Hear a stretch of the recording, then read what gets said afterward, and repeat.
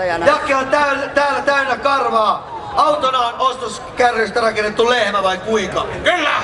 Nyt katsotaan, että onko tässä lehmässä hullun lehmä energiaa. Kuinka käy Team Rättiitikalle?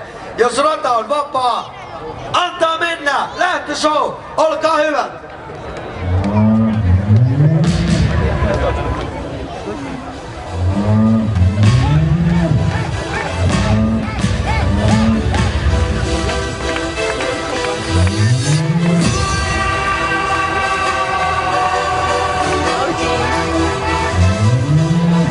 Jaha, siellä rakennetaan ihmispyramidia tällä hetkellä ilmeisesti. Haluaa taputusta. Ja näin, sieltä tultiin, viedään sitten kaverit tuohon lehmään, joka siellä mylvii. Se on lehmän näköinen. Se on lehmä. Mutta onko hän hullu lehmä? Onko hän vauhtilehmä? Onko hänessä energiaa? Nyt se nähdään, kun Rättiitikan tiimi on lähtöshowsin jälkeen valmistautumassa. Kyseessä on Pohjanmaan komein kantakirjasonni, joka pitää saada näytille Helsingin hieho-lehmille.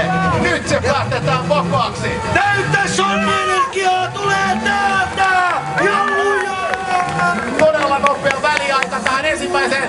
Pysyykö? Kyllä pysyy. Nyt tulee hyvät näyttää todella nopeasti tämä sonni.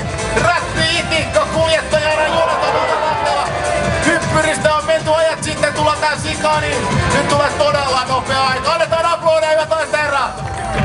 Katsokaa tätä aikaa. Tuleeko rataennätys? Ja maali! Nyt meni ohi, oliko jopa rataennätys? Siinä ei saanut ihan, oli kyllä todella lähellä. Top 3 veikkaan ainakin.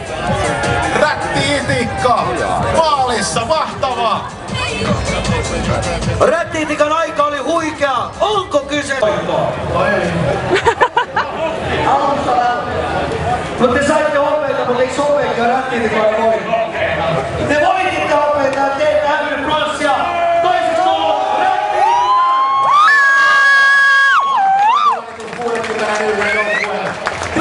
Ei jumala! 3. Ja ilmoittuvat todellakin sitten. Siellä laitetaan GoPro-kameraan pojille mukaan. Näköistä salaa. Sieltä lähtee sitten kameran lisäksi vielä palkinto, joka on aika lennokas, nimittäin elämys crosscart-auton ratissa, eli pääsee ajamaan crosscartia. Sehän on, eikö se suunnittu tulee? Se on mulle tuttu sitä mangana elämä, se on jonkun verran mahtavia vehkeitä. Näin uskon, mutta nyt kun on... Hapi! Nyt paljon! Mä pantiin perseeseen väkisin. Vitun monta kertaa sua on pantu perseeseen väkisin. Ja nykyään sä annat jo niinku ilman väkisin. No onko vaihtoehtoa? Se saatana sama 4,50 senttinen muna. Tulo vaan, nyt se on tää se päivä. Sitten ai. Suojeluraha. Sama mies, jota pidettiin siellä Vuosangas siellä mikä vitun rakennus. Mitä ne on ne saatana pöntöt? Mitä? Siis se rakennuspöntöt. Parakki.